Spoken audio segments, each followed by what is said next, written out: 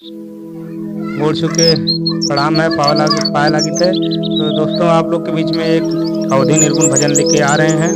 आप लोग इसको प्यार आशीर्वाद बनाए रखिएगा, क्योंकि हम लोग बहुत बड़े कलाकार नहीं हैं, लेकिन आपके प्यार आशीर्वाद से बड़े कलाकार बन सकते हैं।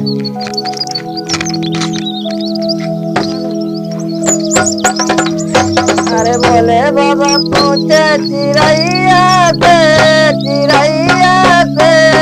कहाँ गई गौरा मड़ैया से। बोले बाबा पूछे चिड़ैया से कहाँ गई गौरा मड़ैया से। बोले बाबा पूछे चिड़ैया से कहाँ गई गौरा मड़ैया से। ब्रह्मा से पूछा विष्णु से पूछा, ब्रह्मा से पूछा विष्णु से पूछा। जाइकर पूछा लक्ष्मी मैया से कहाँ गई गौरा मड़ैया से। कहाँ गई गौरा मड़ैया से। बोले बाबा पूछा चिड़ैया से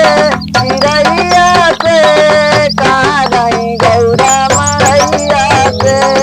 कहाँ गई गौरा मड़ैया से। रामा से पूछा हो लक्ष्मण से पूछा, रामा से पूछा हो लक्ष्मण से पूछा। जाई का पूछे सीता मैया से कहाँ गई गौरा मड़ैया से। बोले बाबा पूछे चिड़ैया से कहाँ गई गौरा